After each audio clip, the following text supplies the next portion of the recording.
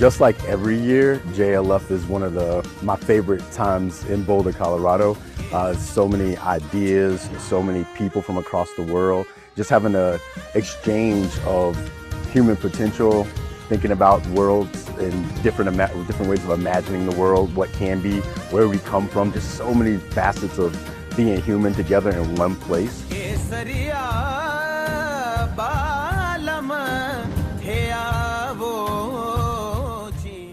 I'm here at the Eternal Gandhi Museum in Houston. What the JLF is doing is essentially taking Indian culture to the West and allowing us to engage with Westerners, speak of our culture here, and learn from them as well. JLF is a wonderful platform for cultural exchange, and more power to them for the great work that they are doing.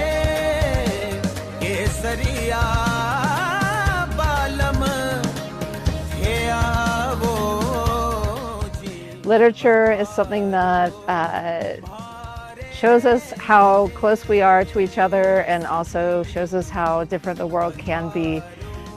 We can imagine a whole different universes with it, and it's a way that we can also learn about ourselves. So it's fitting that we would partner with one of the largest festivals in the world.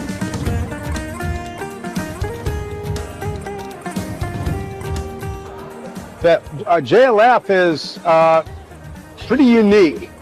I think the welcome, the beauty of it, the colossal size of it. You know, these are massive events, especially the one in Jaipur, and the vision, which I am very simpatico with. You know, creating a safe, sane, civil, and intelligent space to bravely examine issues of the day.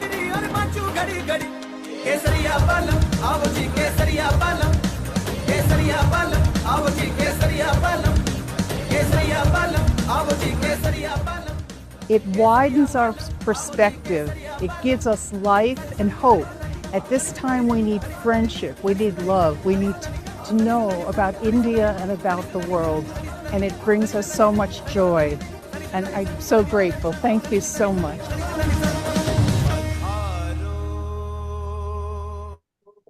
All right, folks, you got a chance to see the amazing work that you're going to experience this year at JLF USA. My name is Sri Srinivasan, and it is my honor to be your moderator today. I believe all things in moderation, including moderation. So I'm going to be just here to give you as much opportunity to interact with our fabulous speakers, our organizers of the festival, as well as the folks who are speaking that we are presenting today. Please keep in mind that the speakers are just a few of the dozens that will be speaking across the United States in the next few weeks. The events start in September, and we are saying 7 cities in over a 3-week period. And so you're in for a real treat today as we talk to these great speakers who you see on the screen. I will introduce them all to you in just a moment. But we would love for you to please post in the comments section, in the chat, who you are, where you're watching from, and any questions you have, because we'll bring them to you. I want also you all to know that Manas Bharadwaj is watching. He is in the back. He is the head of comms and PR for the festivals, and he will be working with me in the background to make sure that we highlight any of the questions and comments you have. So thank you very much, everybody, for being here, for being part of this very special session that we are doing. And as you see, we have lots of great people speaking. We have asked them all to indicate the titles of their books so you can keep track.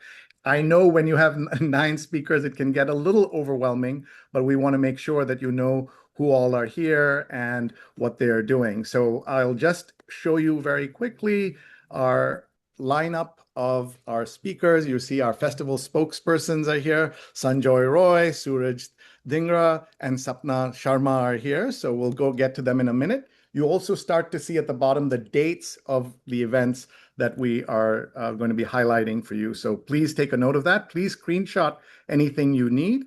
And the featured authors today, let me just have them say hello. Manil Suri. Hi, Manil. We also Hi, sorry. I know you're following my instructions to stay muted so I just called you out like that. Sorry. Exactly. Yeah. Yeah. So welcome. hi. A room in Bombay. We'll be talking to you shortly. Sam Dalrymple is here. Hi, Sam. How are you? Welcome. Hi. Very good. From Shattered, his book is Shattered Lands, 5 Partitions and the Making of Modern Asia. Ambassador Lakshmi Puri is with us. Her book is Swallowing the Sun. Hello, how are you? We're also joined by Sonya, Rhie, Mace. Her book is Pahari Paintings, Art and Stories. Hi, Sonya. Hello. And we're joined by Sonora Jha. Her book is Intemperance. Hi, everyone. Excellent. Welcome. So now let's go to Sanjoy Roy, who's the reason we're all together. His official title is Managing Director, Teamwork Arts, and producer of the Jaipur Literature Festival. Hello and welcome, Sanjoy. Thanks so much, Rhie, and thank you all very much for joining us on behalf of Namita, Williams, Suraj, Sapna, our colleagues in the US, Benny and Adil, and of course, Rhie, a big, big welcome.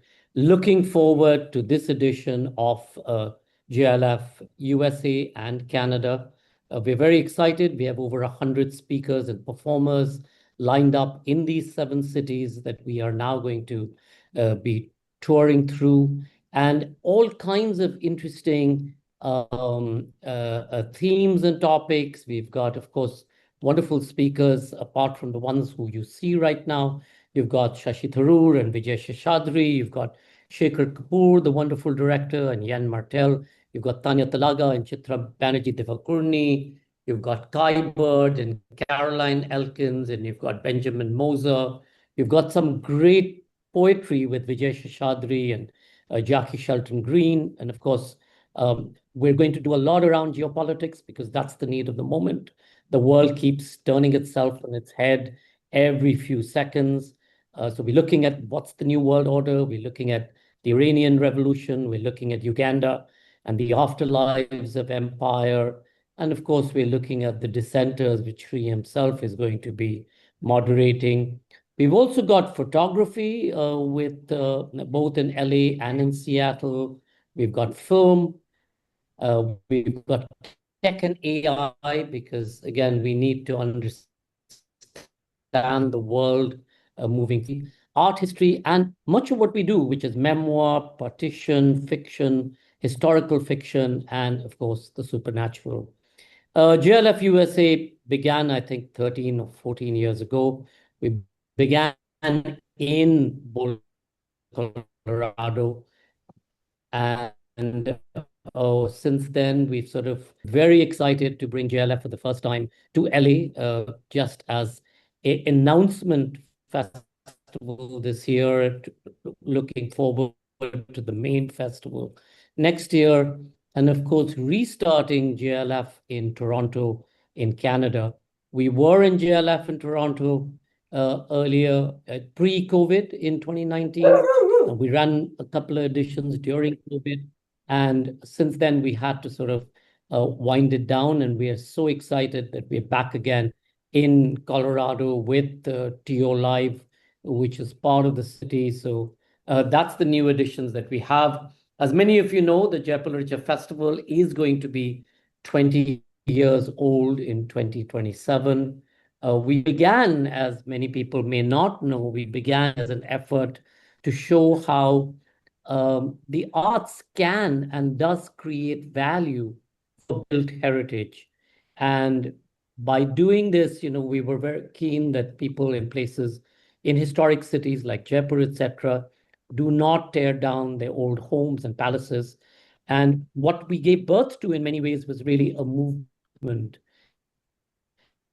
And what we are proud of.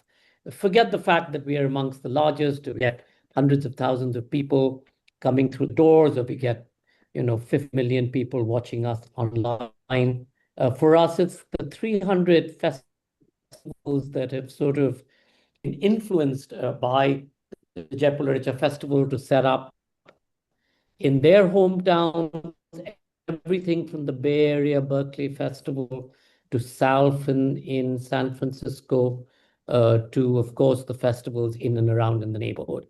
And that for us, so the success of this Teamwork Arts, which is the holding company, we run about 30 odd festivals or 32 odd festivals in about 42 cities in 19 countries across the world. And we have about 17 or 18 JLFs. This year, we had a very exciting series in Ireland. It resulted from two extra glasses of wine that I was having when the Irish ambassador came and said to me, "So what should we do in Ireland?" So I said, why don't we have a traveling festival that travels from one end of the island, crosses an international boundary, and travels to the other end, and let's look at all of the issues around reunification. And it was very, very successful, very amazingly in-depth conversations. And I think that's really the joy of storytelling. We're able to look at issues from all perspectives. We don't necessarily wear our own politics on our sleeves. We think that this is a platform for all kinds of conversations, left, right, center. And for us, it's really about, can we find different perspectives of the same theme and look at how we can present some of this in different ways. So that's what we are an international festival. We have, like I said, over 100 writers and speakers and performers from across the world. A part of our programming comes from South Asia. I think about 30% of our speakers would be from India, 70% would be international. So in many ways, it is an international festival. How is it different from many of the festivals that already exist in the United States? We're not publisher-driven. We are content-driven. We look at themes around books, and then we get different people coming together to present their themes. So that's what it is. It's the power of storytelling, and we look forward to hosting you all at this edition of JLF in the USA. Thank you very much. Srini, back to you. Thank you, Sanjoy. That was so helpful. And one of the things that I tell everybody, you have to add the Jaipur Literature Festival, the Mother Festival, as I call it, in Jaipur to your bucket list. Once in your life, at least, you must go there. I got to experience it 2 years ago. I cannot tell you the ambition, scale, and scope of this, which I've been hearing about for years. I was not ready for it. That's how amazing, how special it is. And to our journalist friends, we know you're here to cover JLF USA, but if you can get to Jaipur in January 14th to the 18th, January 14th to 18th, 2027. We would love to host you there. Make sure you have special access and make sure you get to interview some of the great speakers are there. You heard the scale of JLF USA. Just imagine that multiplied by X times. It's so big and so wonderful. So to give us a little more flavor, we're going to hear from Suraj Dhingra, who is going to help us understand a little bit more about the festival. Suraj his title is Senior Vice President, Festivals and Production for Teamwork Arts and producer of JLF USA. Over to you. Thanks, Rhie, and thank you everybody for joining this call, and really excited to looking forward to, for this editions of the JLF USA this year. And as Sanjoy mentioned, that we have added 2 chapters this year. Very excited about it. I know that Moira is here. One of the key reasons that we are in LA and starting a program there, and we are restarting the Toronto. How we started the JLF USA was very exciting. That 13 years ago, when we were looking for a home here in United States, so we looked at various places. We looked at New York, we looked at Chicago, we looked at the other places as well, Seattle as well. And that time we got a really impassioned email from these 3 people from the Boulder, Colorado, who had visited the Mother Festival, and that's the reason she's saying that everybody should go to the Mother Festival. They wrote a 6-page email to us that why should we consider coming to Boulder. I had no idea where Boulder was. When we looked up on the map and understood where this is the location of Boulder. So of course, at that point of time, we were getting many emails like that, why don't you set up the festival here in this city or this state? So we said that why don't you do some homework and come back, and the festival requires X amount of money. It needs the partnerships, it needs the city involvement, it needs the university involvement.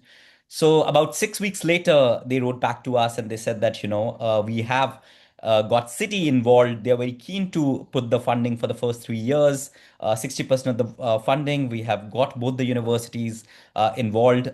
We have Boulder Public Library involved where we do the festival.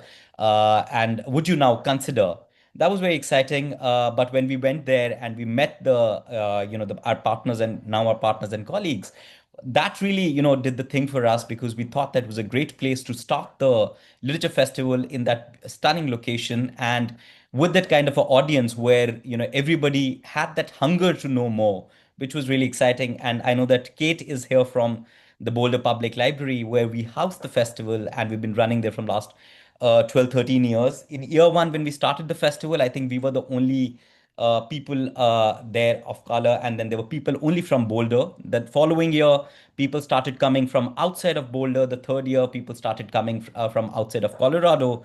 Now people do come in from across the United States and even from outside to just come and attend the festival there.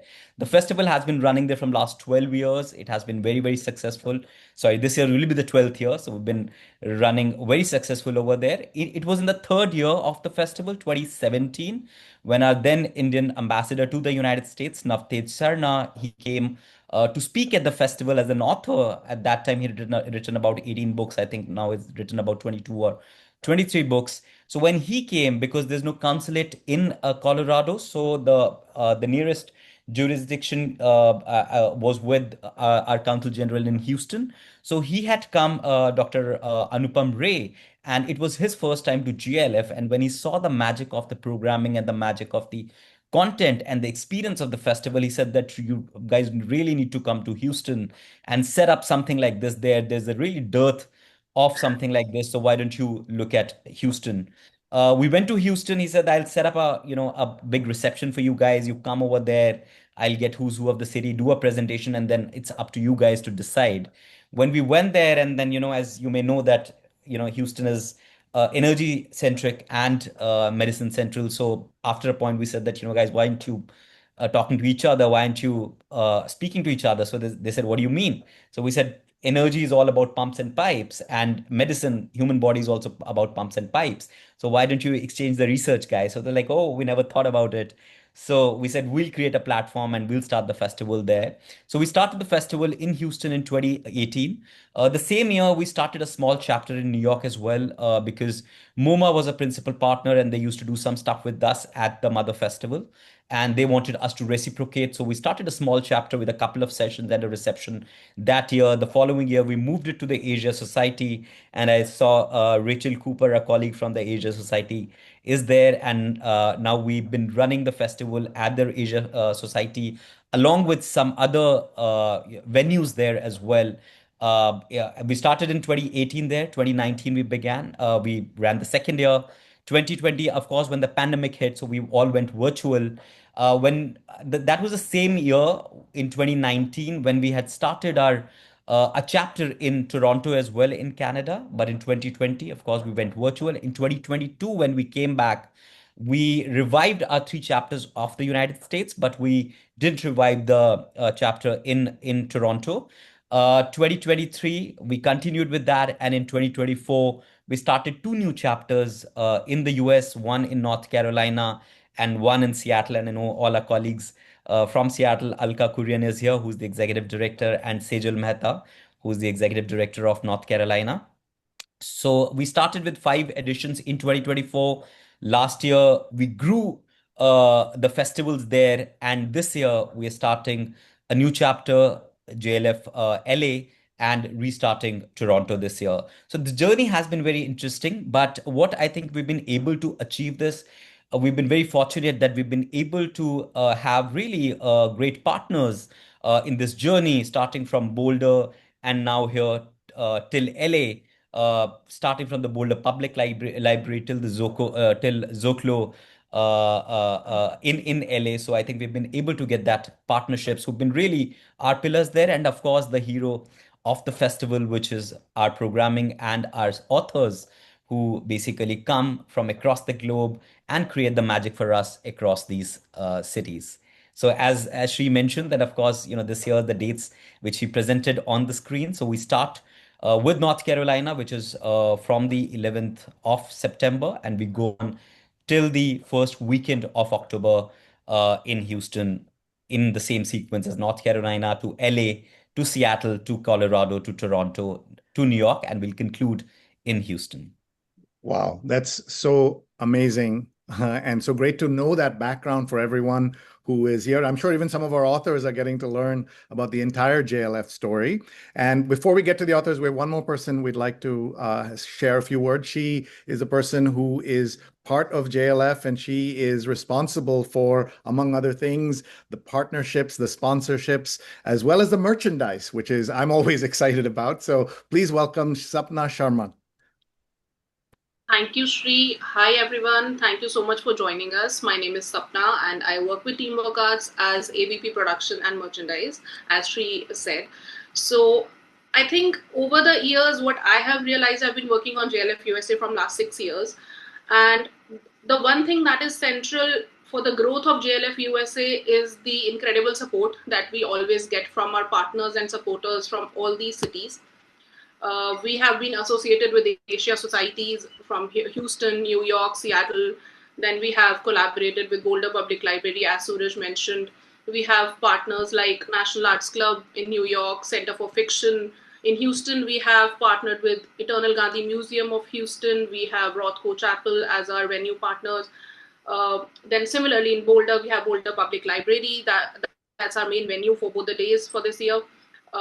This year, for the two new editions, which are like LA and Toronto, we have partnered with ASU Zocalo. Moira is here, our partner. Then for Toronto, we have partnered with Toronto Live. So the support and I think the trust that these partners have shown in JLF USA is the main reason behind the growth and where we are. And we look forward to welcoming you for all the editions of these 6 cities plus JLF Toronto. And thank you so much. Looking forward. Thank you. Thank you for that. A word about the merch, please. I'm excited about it. So tell us. Yes. So the one thing I wanted to say that I know JLF is all about, that is the heart, books, literature, conversations. But I think JLF has everything or something for everyone. We have great food stalls, culinary experiences for all. We have workshops, music performances. And also we will be bringing Teamwork Shop to all the cities in JLF USA, where we'll be selling goods from trinkets, jewelry, textiles, festival, official merchandise. So yeah, you will be getting so much, and there'll be something for everyone to take back home from JLF USA. I was just in JLF London, and just though you had transformed the British Library, that august, venerable, old place, into a taste of India, a modern, vibrant India. And you were able to do that with food, with the music, the overall feel that everybody had, right? So that is critical for what you're doing. And I could really feel it. So thank you very much for what you've been doing. And folks, now we are ready for our authors. And we're going to ask each of them to say a few words about the book, about their book that they're featuring now, as well as to tell us a little bit about why they've come to JLF, why of all the festivals they believe in this, in addition to the other work that they do, because that will really help everyone understand why we're all here together. And we are going to go in order that I see on my screen. So we're going to start with Sonora Jha. So let me introduce her. She's an award-winning novelist, journalist, and professor, author of Intemperance, a finalist for the Aspen Words Literary Prize, and named one of the best books of 2025 by multiple publications. Her novel, The Laughter, won the 2024 Washington Book Award and the Author Award. Please welcome Sonora. Thank you, Sri. And it's really lovely to be here to talk to journalists from all over the world, I suppose, and to be in conversation with so many authors that I admire. So at JLF Seattle, I'll be presenting my book, Intemperance. This is a novel that came out last year. It's really inspired by Bell Hooks, the philosopher Bell Hooks, and her call in her book, Communion, The Female Search for Love, and in which she says that, it's sometimes it's sort of trivialized, that women are the ones who are searching for romantic love, but it's a very important thing because that's sort of the font for for love of all sorts and love that liberates all of us. So I was very inspired by that to write this book that is set in Seattle, but takes us also. Oh my God, there's great work in the chat there, putting bell hooks there. Yes. And I was very inspired to situate this book in Seattle, but also go and do a backstory of ancestry in India. So the story in Seattle focuses on this middle-aged woman who is an intellectual in public life, and she risks it all by organizing a swayamvar. And those of you that are familiar with the swayamvar, it's an ancient mythological and often sometimes practiced in real life as well ceremony where a nubile young princess's father, the king, would invite men from far and wide to come and compete for his daughter's hand in marriage. And she would have the so-called agency of picking the man who is victorious in performing some sort of a feat. So the victor wins her hand. Now, I wanted to subvert that and make it a little more playful for this middle-aged woman who is twice divorced, is a little bit disabled, and is not really nubile and not very eligible by some standards. And she decides to invite men to compete for her hand in marriage. And so she's subjected to a lot of ridicule as she had expected. It goes viral, etc. So it becomes somewhat of a spectacle.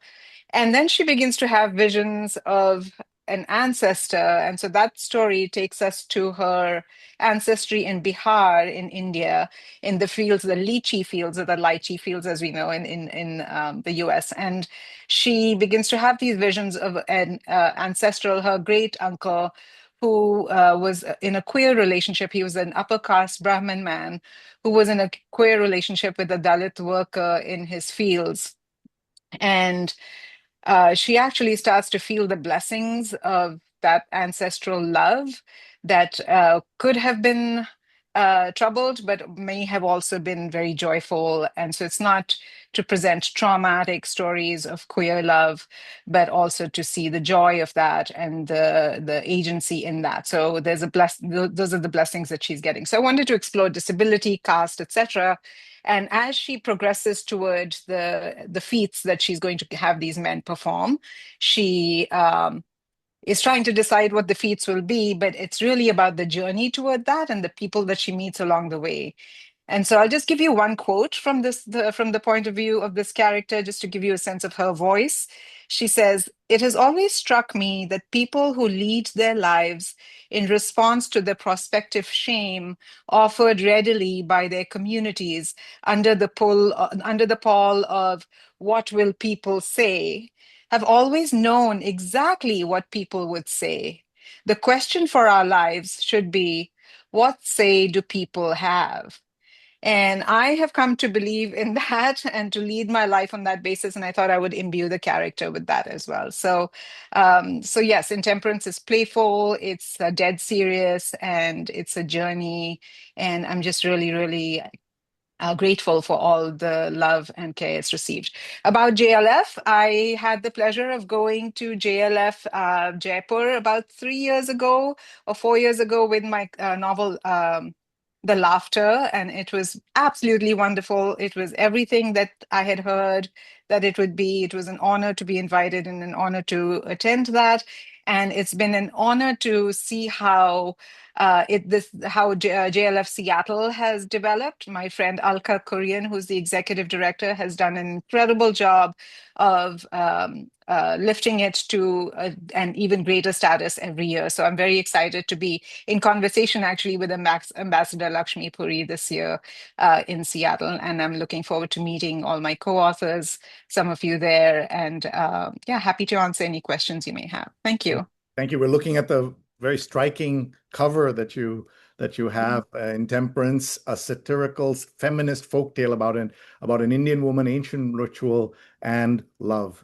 So thank you for that, and we wish you the very best with your book. Since you mentioned Swayamvar, I just wanted to show you an embodiment that we have at my home. This is one of the ancient stories about the Pandavas in the Mahabharata. Arjuna wins his bride in an archery contest that's part of the Swayamvar that's done to win the hand of Draupadi, the princess. And so we have the statue. My wife is a Arjuna Award-winning rifle shooter, and she's speaking with her novel in the at JLF in New York. But what I wanted to show you is that he's trying to shoot this fish, and he's looking down, and this is the feat of strength or sorts that he has to do in order to win that. So that's the context of Swayamvar that I see in my home every single day. So with that, thank you. Let's move to the fellow author you just mentioned, Ambassador Puri is with us. We are so grateful to have her along with all our great speakers.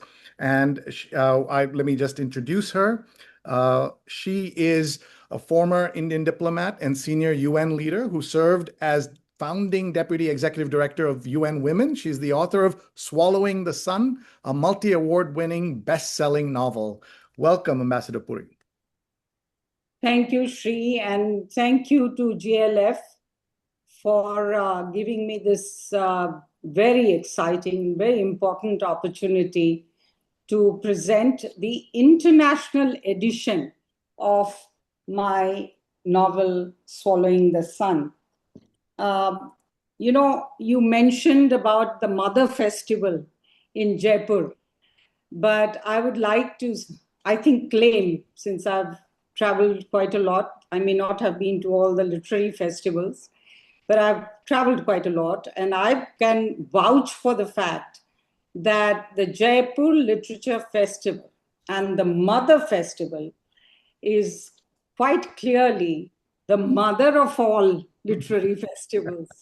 And of course, as a feminist and as a UN Women advocate, global advocate for women's empowerment, I always want to talk about the mother of all things, the best of all things.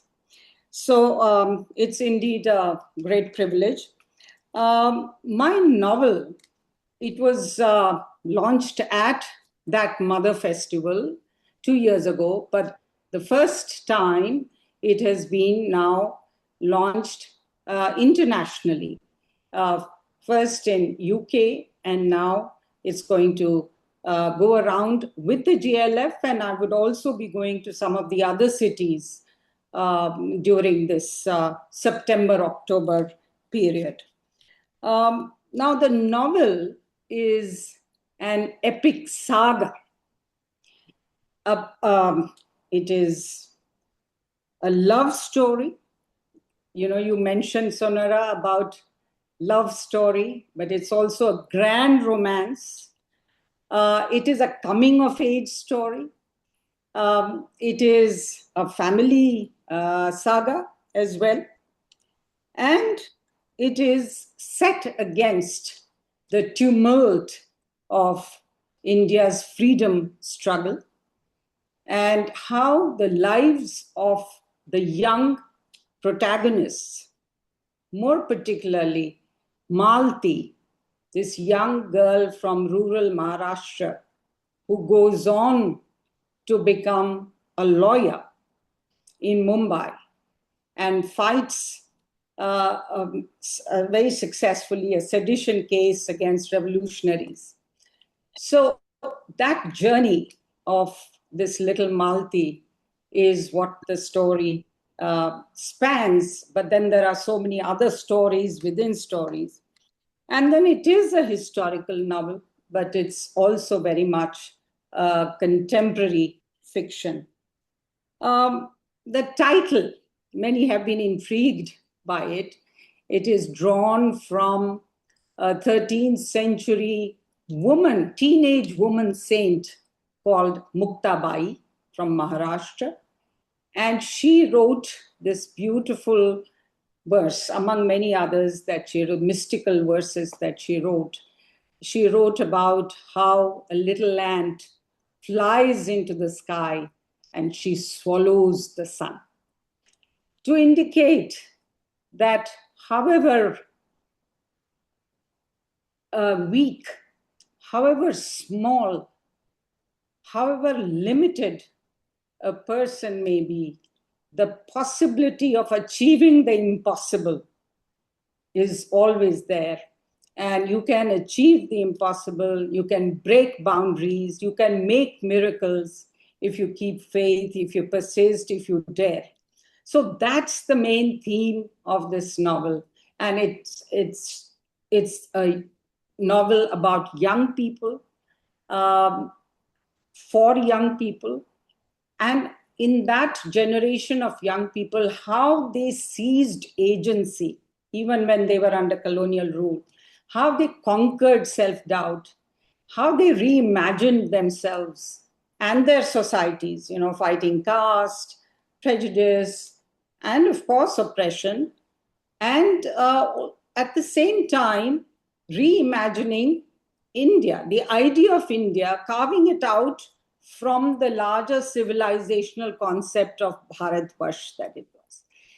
It's very rooted in, I think it's the first first novel, Namita certainly thinks so. It's the first novel in English by an Indian writer, which brings out the cultural tapestry of Maharashtra and Marathi literature, and because we have so much of Bengali and Kerala,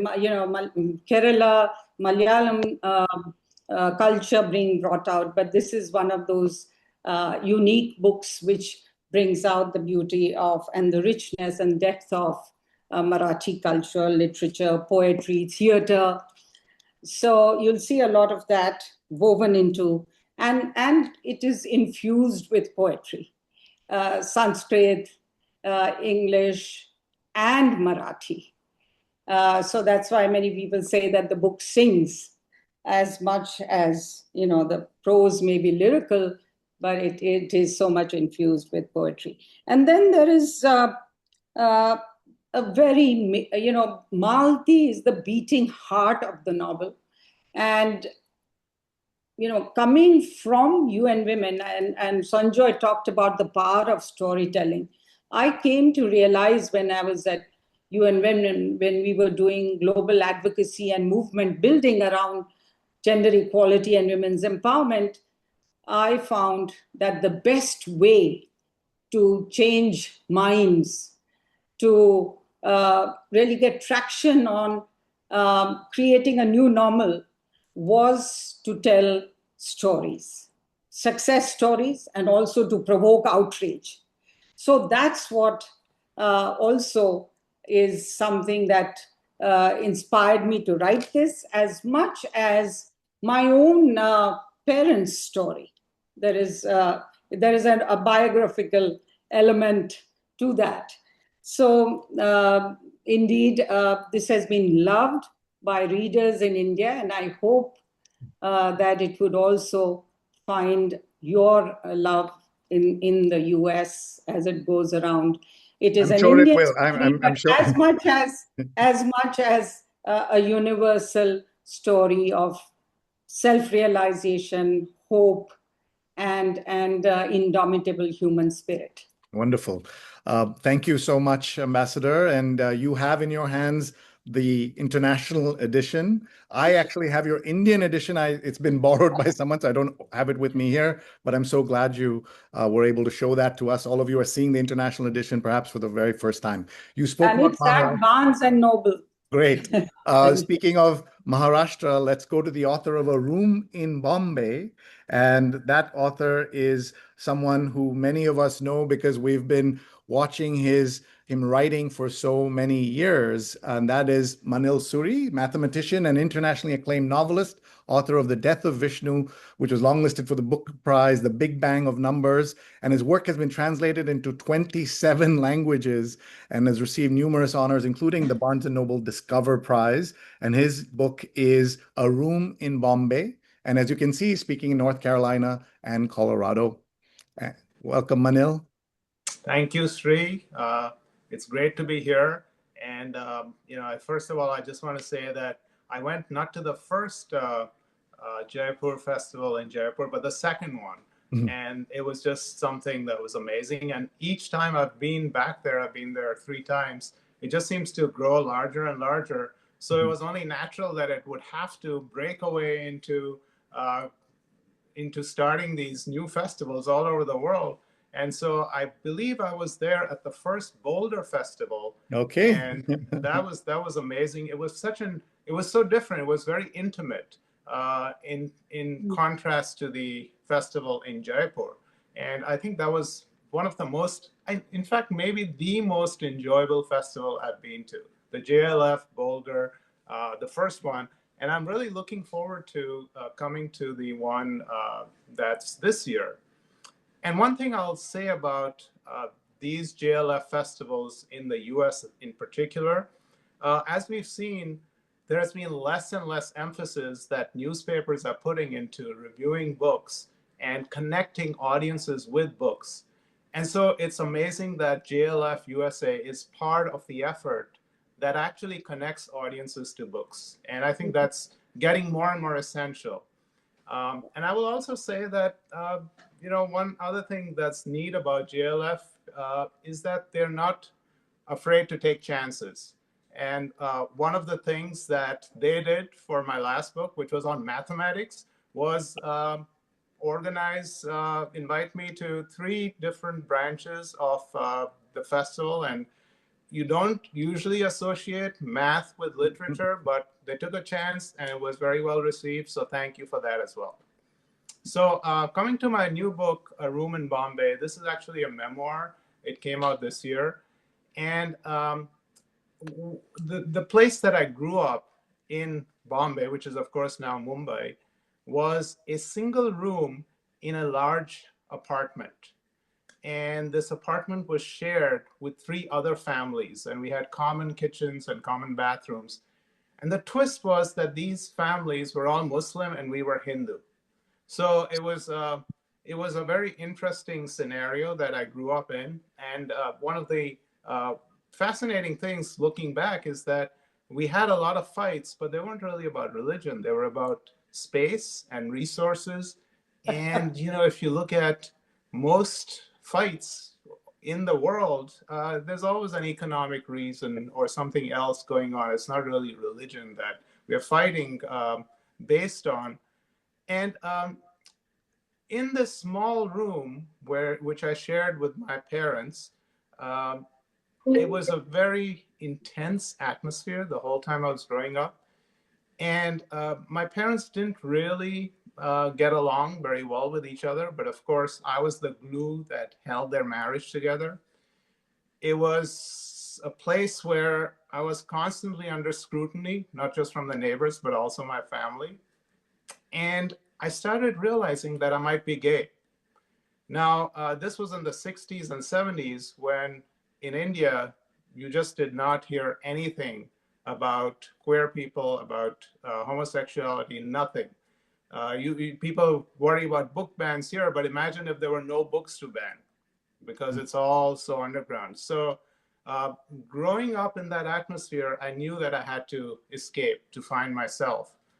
And that's one of the reasons I came to the US. And I think this book explains how, in terms of immigration, it's not just economic reasons, but other reasons too that people come here. I made a life for myself here, but my parents were still stuck in that room. And that's what kept pulling me back. How do I improve the lives of my parents? What do I do? How do I help them break through this room just like I had? So the room is really a metaphor that each person has to break through. It's a prison almost that you have to liberate yourself from.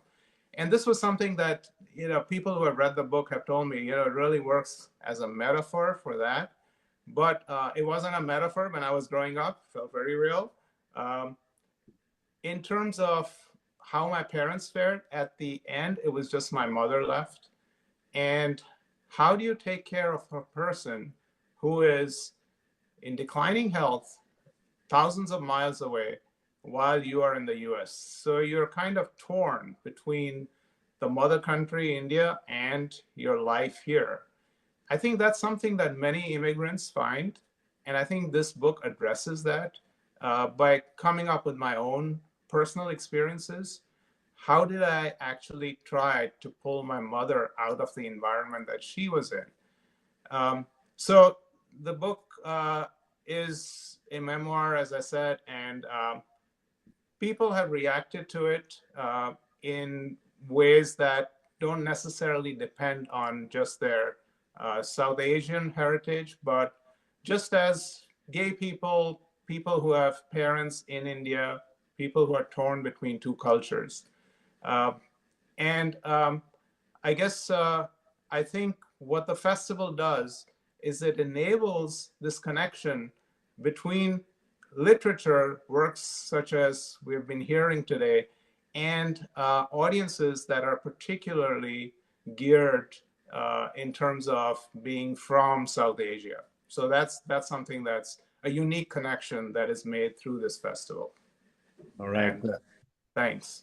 Thank you, thank you, Manil. And the book is called A Room in Bombay. Folks, we have two more authors. Oh, yeah. And then I should show you. Yes, that's the cover. you should hold it up until I get my own copy. There Right. you go. Folks, we have, I know Sanjoy is going to step away, but I want to show Sanjoy that I have his book here because he's also an author. We haven't talked about that. There's A Ghost in My Room, Living with the Supernatural. And Namita had earlier said that Sanjoy has the ghostly ability to show up in multiple places. So he's now going to step away and then he'll join us on the road if he can. But Sanjoy, thank you so much. Accidental author as opposed to more legitimate authors. Yeah. We have two more authors. Yeah. Thank you so much. Folks, we have two more authors joining us, and then we're going to take more questions. So let's go now to our next speaker. We have two more speakers. If you just joined us, we've heard from Sonora Jha, Lakshmi Puri, and Manil Suri. And now you're going to hear from Sonya, Rhie, Mace, and then from Sam Dalrymple. Let me just introduce Sonya to you.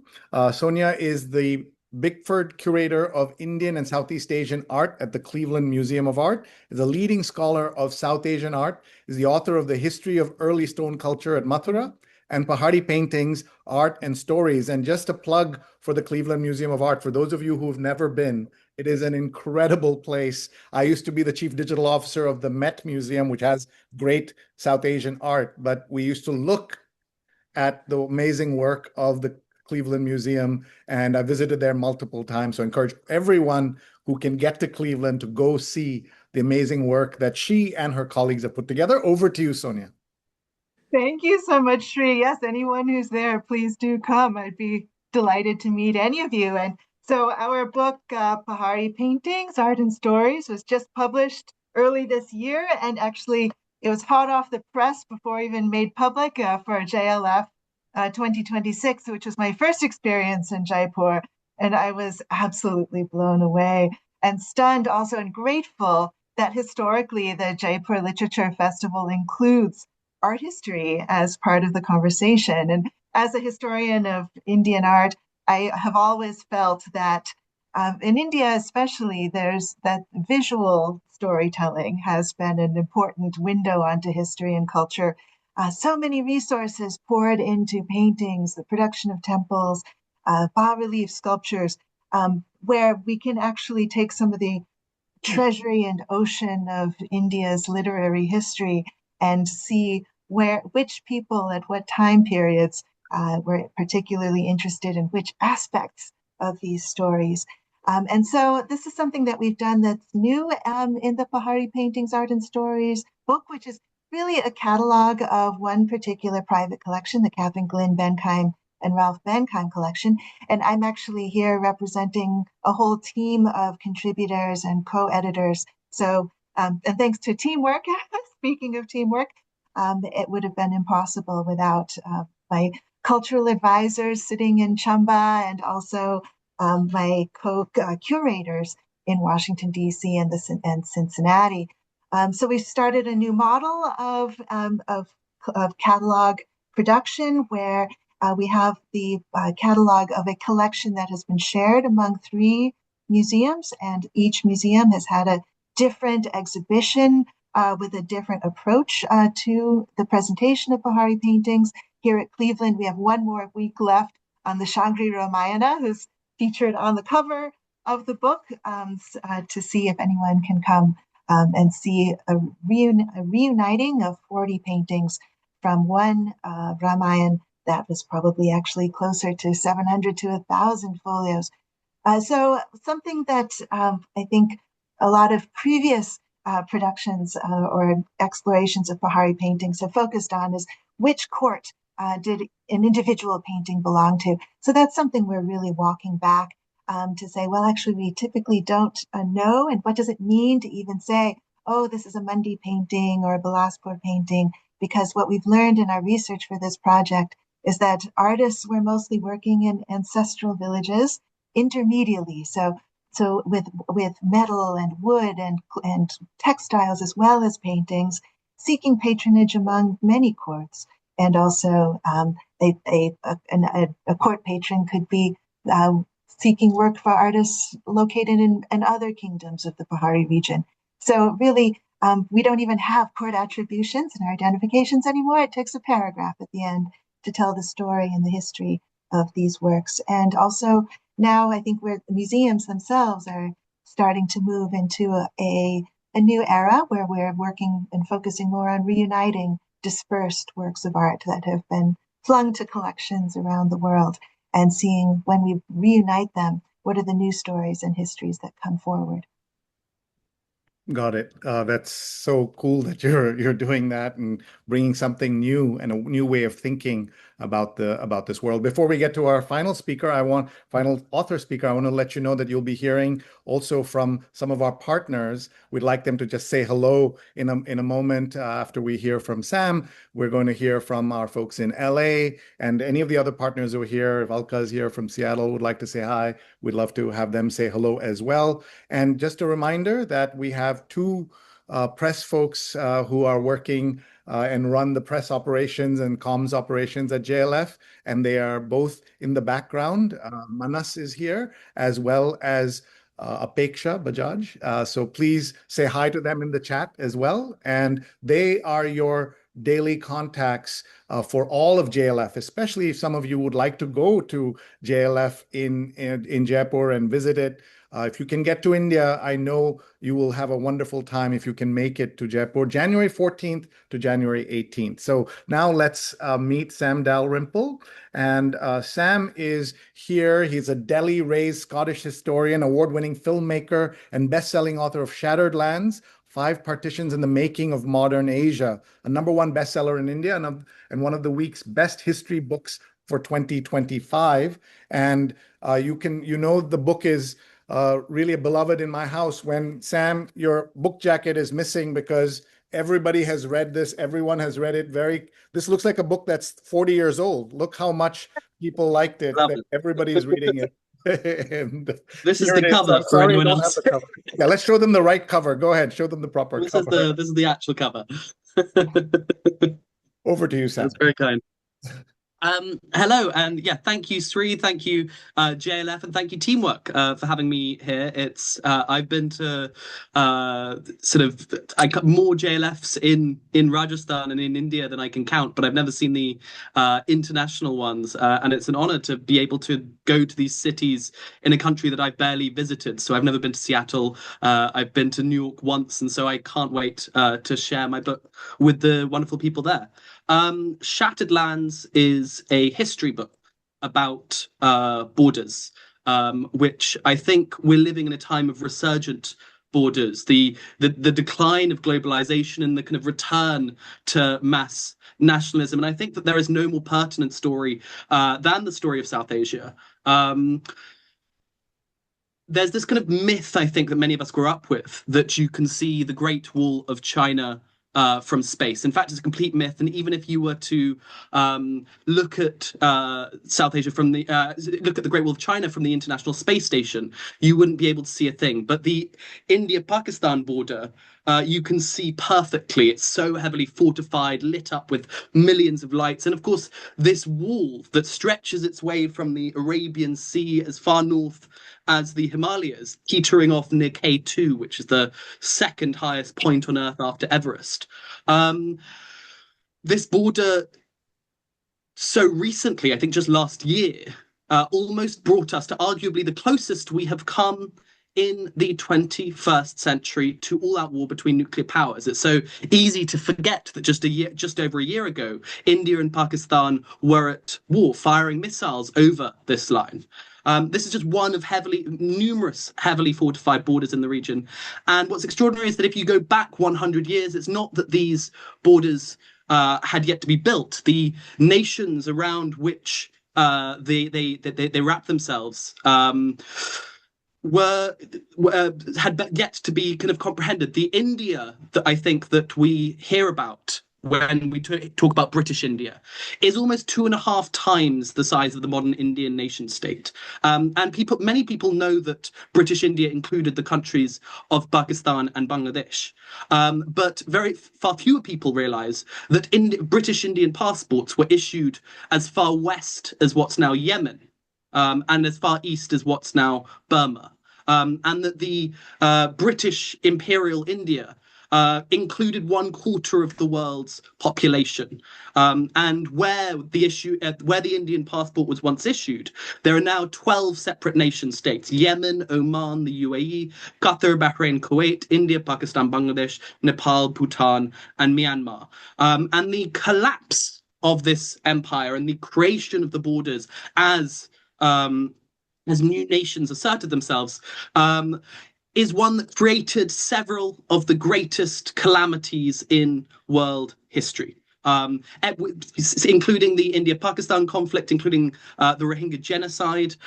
Once you understand the collapse of the British Raj, you also understand civil war in Yemen, the first Gulf War with Saddam Hussein's invasion of Kuwait. You understand the separatist movements in places like Balochistan and Northeast India. It's a vast story, and I tell it through 5 borders that were created in the course of 5 decades between the 1920s and the 1970s, and ultimately created sort of the geopolitics of Southern Asia as we know it today. And it's told through a mix of archives and oral histories, which is my background. We are living with the last generation who remembers these stories, and the last generation who you can go to sort of firsthand and ask about these things. And there's been an enormous effort, I think, since COVID, or really since about kind of a decade ago, just like the effort to try and record Holocaust survivors and World War II veterans before they pass on. There's been this massive rush to record partition memories before it's too late. So yeah, thank you, JLF, for having me. Oh, thank you so much for being here and telling the story. I don't know if everyone can see, but can you just explain what you were talking about the border of India and Pakistan? That on the right, on the left of this line visible from space, you can see Pakistan. That's Karachi, bottom left. And on the right-hand side is Rajasthan, just not too far from Jaipur. And this thin line snaking its way through the middle of the page is the India-Pakistan border, the only wall visible from space. It's so heavily fortified. And one of the things that I grew up telling people in this kind of pre-internet era was that, in fact, you can see the Great Wall of China from space, and there was no way to correct it in the 1980s. If you had that notion, you would just say it. And one of the things we explore at JLF all over the world is the importance of fighting misinformation, disinformation, and making sure that we respect and support all the great accurate work that happens all over the world, while also, of course, celebrating fiction. Now we want to just move very quickly, and I'm sorry we're so much over time, but such great content. So I'm going to just announce all the folks who are here, and if they would like to say hello, we'll ask them to say hi. From LA, we have Moira Shori, who's here, who's Executive Director of Zocalo Public Square and our partner there. And Moira, if you'd like to come on and say hello, we'd love to have you here. Thank you so much. We're very excited to present in collaboration with Megha Kadakia, who's the founding Executive Director of JLF Los Angeles. We've got a pretty terrific lineup, including Tim Disney's private gallery called 2413 Hyperion, which will show Vicky Roy's photography, followed by Megha. Why don't you take over? You put this all together, Megha. Thank you so much, Moira. It's a pleasure to meet you all. And we're super excited to be starting our inaugural year here in Los Angeles. And just thank you to all the authors for sharing your work with us. Thank you. And I think the main, as Moira mentioned, on the 14th, we have Hyperion 2413 Art Gallery by Tim Disney. It will showcase the work of Vicky Roy in conversation, I hope, with Sanjoy Roy, but we are working out those details. So Suraj, you can chime in any minute to let me know what's going on there. But we will have incredible music. USC is coming on. They have just indicated that they will be bringing performers for that opening, which I'm very excited, from USC Thornton Music School on the 14th. The 15th morning, we have a special breakfast, invite only breakfast for a look at local Los Angeles topics around storytelling and social impact at Creative Visions in Malibu. It will be literally on the water, and a beautiful location to talk about how storytelling and social impact can come together. We are hoping to have Neela Banerjee from Kaya Press on that panel. We will have Kathy Eldon, who is the CEO and founder of Creative Visions, whose son is Dan Eldon, a renowned photojournalist who was killed in Somalia, dying to tell a story in the 1990s. But his work and art is part of the social impact and founding reason for Creative Vision. So we'll be adding a number of JLF wonderful authors and subject matter experts to that panel. And then that evening, Moira, I'm going to pass it to you because it is at ASU Zocalo. It's all on the website, folks, and I know that Alka is trying to get on here because she needs to leave. We've got Viet Tanyoen, Caroline Elkins, Ambassador Nina Hachigian in conversation with Seema Sirohi. Lots of food and dance. Okay, I'll end. Thank you so Let me much. just add to that. While I said that, of course, Moira is one of the reasons that we are there in LA. I think what a powerhouse Megha is, and I had the pleasure of working with her for the last 2 months. And I must say that in 2 months, I was telling it to the team internally today as well, that we have turned around and making JLF LA happen. It was actually in April that me and Sanjoy were there at Moira's wonderful. She had done a reception for a lot of people for JLF, and then the idea. And then that's exactly started putting all the things together. And Megha came on board, and within these two months, she's been able to put everything together. So more power to both of you, ladies. And I'm blessed that that's what I had said in the beginning as well, that how wonderful, how blessed we are to have wonderful partners like these across all the festivals, Boulder, Seattle, Toronto, New York, Houston, and then of course this now with LA as well. Back to you, Rhie. Thank you very much. Folks, please check out the website. Lots of information. Let's now bring on Alka Kurian. And hi, everyone. Hi, thank you so much. I actually need to leave soon to make a presentation, as Suraj knows, presentation to the Asia Society. We are very, very excited to bring the 3rd edition of JLF Seattle this year. Dates are, as you can see over here, are from September 17th to the 20th. September 17th, we have a festival preview. This is the second time we're doing a festival preview on the east side. As you know, those based in Seattle would understand the meaning of the east side. So far we've had a festival held only in Seattle, but we are sort of reaching out to the greater Seattle areas as well. So 17th, we'll have Vicky's presentation, as well as we will be showcasing the work of Ravi Vudula, Hyderabad Boys, who's come out with this new book about his experience in Hyderabad. On the 18th, we are doing the festival opening at the Seattle Public Library. This is a first for us. So far, we've done it at the Seattle Asian Art Museum, but now since we are growing bigger, we are moving to the Seattle Public Library Central Library. I'm not going to go into the details too much because I have to run, but we have a keynote address by Jan Martel, and there'll be pre-reception and dinner following that. September 19th, we moved to the town hall, which has become the location for JLF followers in Seattle. So town hall, we will be presenting all those sessions on the 19th and the 20th. We have a presentation, of course, the very first presentation will be by Sonora and Ambassador Puri. We are really excited about this session. Sanjoy Roy will be coming next, and then we have Kanwal Rhie in conversation with Vinita Gupta. Kanwal Rhie was the founder of Thai USA, and we are very excited about his talk. I'm just going to run through the various names that we have here. The following session is by Priya Anand on the Mind Electric.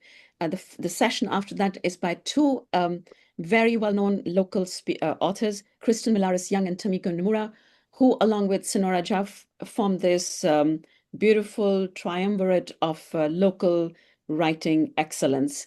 This will be followed by Caroline Elkins, who will be interviewed by Sam Dalrymple. So hello, Sam. Looking forward to welcoming you here. First time in Seattle, he says. Yeah. I know. Well, we met your dad last year, which is so exciting. We have Scott Anderson. Delighted to have Scott present in Seattle. Once again, Jan Martel, who'll be speaking and on the second day of the festival, the third day of the festival. And then we conclude the festival on September 20th with a morning music session, Six of Humanity, Independent India's Development Odyssey, a panel on tech and AI, welcoming you on the final day of the festival, welcoming you, Sam. You'll be speaking about your book, and we are really super excited, and you will be moderated. Your session will be moderated by a dear, dear, dear friend, Shahina Pirali, who is a major literary presence as a literary critic in Seattle. And we end the festival with Shekhar Kapoor, really excited about that. In year one, all the festival sessions in Town Hall were held in a smaller room. In year two, we moved 3 of our sessions to the Great Hall, which has a capacity of 800 people. In year 3, we are actually moving 4 sessions to the Great Hall. And our hope is to move all the sessions to the Great Hall and really make Seattle the city that it deserves to be, because it's the UNESCO City of Literature. Okay, thank you so much all. Lovely to talk to you. Lovely to see you. I'll say bye. Thank you. Thank you, Alka, and inshallah for the growth. Yes, thank you. Very happy to hear all that cool stuff that's happening. We have 2 more folks who are going to come and just say hello. We'll just bring them here. We're going to have Rachel Cooper say hello from New York, and the efforts. She's with Asia Society, but New York, of course, the home of so much great literary festivals and literature itself, and Asia Society, one of the most important venues and grandest stages in New York City. It's so great to have JLF there every year. Over to you, Rachel.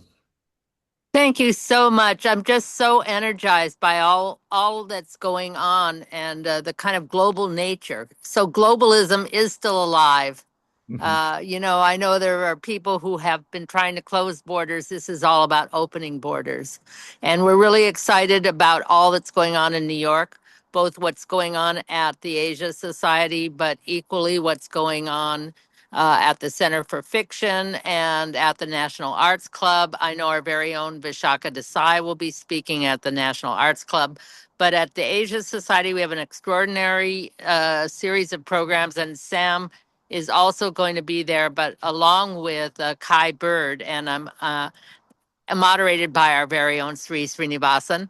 And then just so that we have a little bit of the supernatural, Sanjoy will be able to present his book. And then Christopher Janney is bringing a performance that is quite unusual, in which the heartbeat plays the music. So it's going to be an extraordinary time. We're really so excited to be working together. And, it's all about networking. So back to you, Sri. Thank you. One of the things, I'll just point out a couple of unusual events. We have a session talking about Africa, the continent of Africa, with 2 authors who've written books about Africa who happen to be South Asian. Neeraj Kaushal's book is called when Africa comes to America. And she's going to be in conversation with Mahmood Bamdani, who is head of the Africa Studies Department, chair of the Africa Studies Department at Columbia. And some of you will recognize that last name of Mamdani. And his book is called Slow Poison, Uganda and the Afterlives of Empire. And you're seeing that here. My wife, Rupa, who I mentioned earlier, is also going to be in conversation with Nitin Seth and Vinita Gupta about AI, the modern double helix. There's so much cool stuff. We cannot cover all of it, but we do want to make sure if anyone has a question, this would be a right time to ask it. But let's bring Sejal Mehta on to say hello from North Carolina. Hi, Sejal. Hello, everyone. My name is Sejal Mehta, and I'm the Executive Director of JLF NC. We are so excited to have JLF come back for its third year. And we have a wonderful lineup, including Shashi Tharoor and Manil. Thank you. We're looking forward to welcoming you on Saturday, as well as the Poet Laureate of North Carolina. We're going to have a musician with the Avett Brothers. His name is Bob Crawford. He's written a wonderful book on John Quincy Adams. We have Priya Anand, and then we have Chidi Kumar and Vishwesh Bhatt, who will be speaking on food identity, as well as what part food plays in hurricane recovery and recovery efforts. And then we have Karan Mahajan. We are going to be in Raleigh this year. In years past, we've had our event at UNC in Chapel Hill. And this year we're partnering with a wonderful group, Artsplosion, and they do amazing, really large festivals in Raleigh every year, including for New Year's Eve with thousands of people.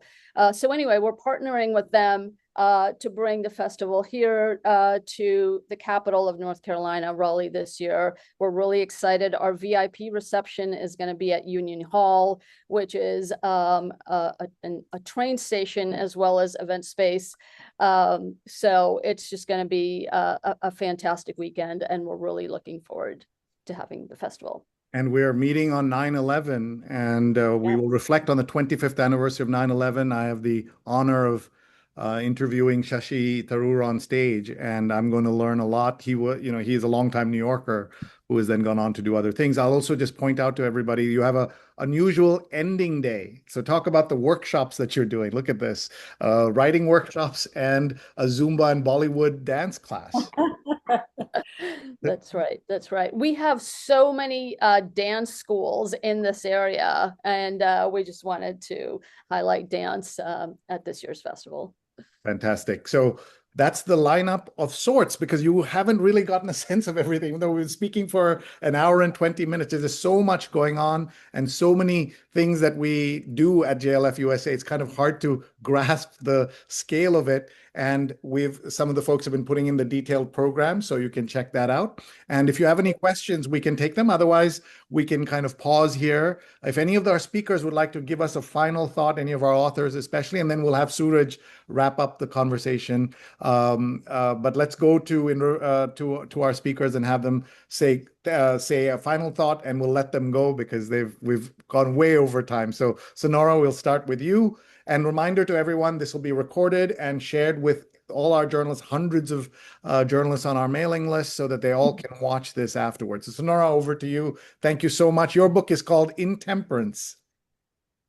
Thank you, everyone. Thank you, Rhie, for excellent moderation today. And I'm really looking forward to talking on the panel and to welcoming Sam to Seattle. I wish Manil and others were also coming here, but I'll probably catch you some other time. So thank you, everyone. Thank you, Sonora. And her book is Intemperance, and she will be in Seattle. Let's go to Ambassador Puri and then Manil. Thank you, Rhie, and I join Sonora in saying how wonderful you have been in moderating this. And I just wanted to tell all the people out there that my book is being made into a web series. So in a few months, you may see it either on Netflix or Amazon as a multi-season premiere series. That is amazing. That is so cool. Congratulations. And that's very, very nice. All right, let's go to Manil Suri. And by the way, Ambassador Puri's book is Swallowing the Sun, and she's joining us from Delhi. Let's go to Manil and A Room in Bombay. He'll be in North Carolina and in Colorado. Yeah, thank you. Thank you so much for inviting me to this event. And it was so well done and wonderful meeting everyone and looking forward to seeing everyone. And I'm really anticipating big crowds for all of us. And it's just such a unique opportunity to be able to interact with readers. You know, that's what we authors want. We want readers. And JLF USA delivers. I've seen that. So thank you. Thank you, Manil. His book is A Room in Bombay, North Carolina, and Colorado. So please check him out. Let's go to Sonya, Rhie, Mace, whose book is Pahari Paintings, Art, and Stories. Over to you, Sonya. I very much look forward to sharing the stories not only depicted in the paintings themselves, but the stories of how the paintings got from where they were made to where they are now. Wonderful. And everyone check out her galleries. The Cleveland Museum of Art is a special place, and the Desi stuff is out of this world. One of world-class collections. All right, let's go to Sam Dalrymple and Shattered Lands. He's in London at the moment. Thank you, Sri. Thank you, everyone, for coming. I can't wait to meet you, and I can't wait to meet you, Sonora, in Seattle. Thank you for putting me on this panel, and it's been wonderful. See you there. All right, very nice to have you with us. Let's make sure that we tell folks, because I often get this question, how do people pick the speakers? We have a wonderful programming committee. We don't have time today to have them participate, but we've put in the chat, I want to nominate myself or someone else to be a speaker at JLF USA or the main festival. What's the process? And there's an email address that you can send a note to so that you can be part, if you would like to apply to be part of it. But they get thousands of submissions, as you can imagine. Suraj, we're going to have you bring it home, but I want to just go to our friends Apeksha and Manas in Delhi to see if they have any final comments for our journalists watching live or later, and then we'll go to Suraj. Thank you, Sri. I think it was a wonderful session, and thank you for being such an amazing moderator. I believe we have few journalists, who would like to kind of speak to the speakers and the authors, so maybe we can get on to them after Suraj has spoken about JLF USA. Sure. Please go ahead, Suraj. Final thought. No, thank you, Sri, Sri, Manas, Apeksha for putting this all together, and Sri, of course, being a fabulous moderator as always. You superb, and you know that. And thank you very much for to all the speakers who are here today. And this year in the JLF USA, we'll have about more than 130 plus speakers and artists speaking in these 7 editions. So a big thank you and a big shout out to each one of them, because they are the reasons the festival exists. Because without them, there's no magic. So thank you very much for your time and energy to make this happen. And we have this, as I mentioned in the beginning as well, that we have these wonderful partners who have made these 7 editions possible, and that's the reason that we are able to roll out our festivals year on year and are able to expand that. So thank you once again for all of that. One of the big reasons that we create these platforms is that what's happening across the world today. We need platforms like these where the voices can come from different philosophies, ideologies, and can talk about an issue, agree on it, disagree on it, agree to disagree on it, but talk about it. That is which is very important in today's world where the platforms are getting shut, the voices are getting shut. We really think that is what we need to do, and that's the reason that we are trying to expand this year on year, city by city, so that we are able to include more and more voices there. So more power to each one of you to make this happen. And as Sanjoy also mentioned in the beginning, that we are very proud that when we started the festival, after this, there are about 300 plus festivals in India, which has got inspired from Jaipur Festival and has opened up in India. So we're very proud of that. So more power to each one who is contributing. So thank you, and really looking forward to welcoming each one of you at the festival, and do spread the word. If you are there in any of the cities, please tell your friends and family for the other cities as well to come and attend. Thank you. Thank you. And everyone, just make sure you have this in your mind. These are all the cities. As journalists, you may be able to go to one or more. If you are, let us know. And we would love to make sure that you have access to all our speakers. And we're talking to some people who want to set up like a podcast area. All of that, we are open and flexible and want to work with you. Let's go to Apeksha, who is part of the amazing outreach team. And she's here. Apeksha, go ahead. Hi, Sri. Thank you for introducing me. Hello, everyone. And it's so glad that everybody joined. Everybody spoke so well. And I was thinking that, as Manas rightly mentioned, if journalists have any question, will be great. Great to listen to them and have them their questions answered.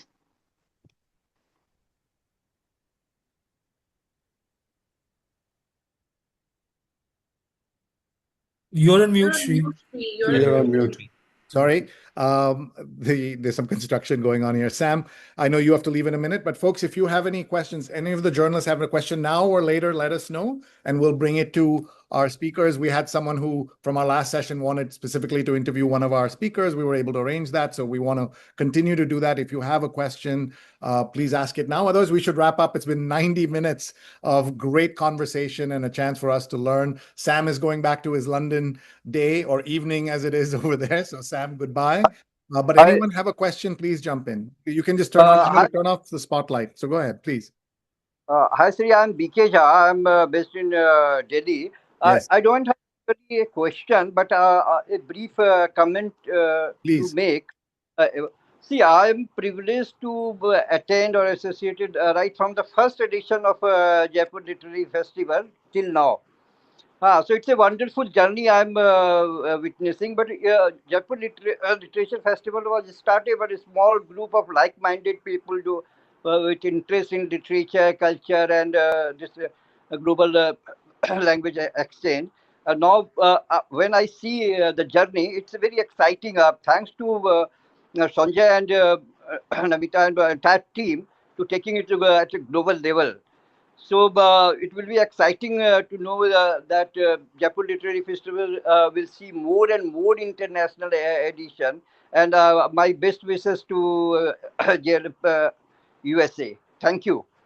Thank you. So thank you for your question or comment. That's a great comment. And Suraj, I heard that Sanjoy was saying 19 countries and all kinds of festivals. So you are all very, very busy doing a real kind of amazing work for India and Indian culture and literature all over the world. So thank you for that. We'll do one more call for a question or comment from anybody. Otherwise, we should wrap this up. It's been 90 minutes plus. Thank you so much. We'll be doing one more preview session like this, and we'll be doing that in after Labor Day in the US, and we'll let you know about that. And then I just want to thank our amazing speakers. Manil, Suri, thank you so much. Ambassador Puri, thank you so much. Sonora, thank you so much. Sonya, thank you so much. Sam, thank you. And Suraj and the entire team, thank you for this opportunity to all of us to talk about such important topics. We really appreciate it. I'll stick around if anybody has a comment or question. Rupa is saying hi. She's watching from Paris, and she says hi as well. So anybody else? Otherwise, we'll say goodbye, and thank you so much. Bye, Moira. Thank you, Moira. Thank you so much. Sejal and everybody else. Thank you. Bye. Bye, Suri. Thank you, everybody. So yeah, if people are leaving, we'll let them all leave, and then we'll do a quick debrief. I'm going to stop the recording. Thank you so much, folks.